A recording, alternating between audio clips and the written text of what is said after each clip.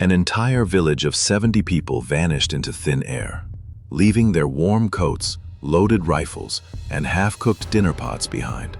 Even more terrifying, the graves of their ancestors were dug up, and the bodies were completely missing.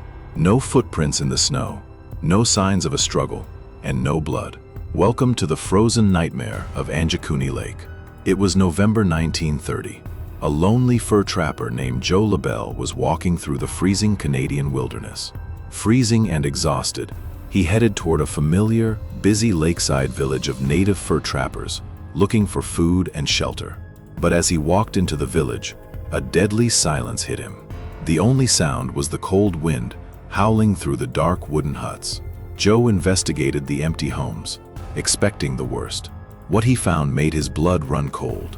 In one cabin, a pot of stews was still hanging over a burnt-out fire, turning into ice.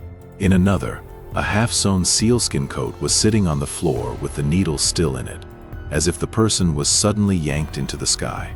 The villagers' most prized possessions, their loaded rifles, were still leaning against the walls. A fur trapper would never, ever leave his rifle behind. Joe LaBelle ran into the freezing night to contact the Canadian Mounted Police. When investigators arrived, the horror multiplied. At the edge of the village, they found 7 sled dogs. They had died of starvation, buried under the heavy snow, despite being just meters away from cabins filled with meat. But the ultimate shock was the village cemetery. Someone, or something, had dug up the frozen graves and stolen the dead bodies. For nearly a century, governments and researchers have tried to bury this case. If the villagers left on foot, why were there no footprints in the deep snow surrounding the area? Royal Canadian Mounted Police closed the file under a dark cloud of secrecy. New dark rumors emerged that on the exact night of the disappearance, strange, pulsing blue lights were seen changing shapes in the sky above the lake. Did an unknown extraterrestrial force abduct the entire village? Or did they trigger an ancient, demonic curse hiding beneath the frozen water?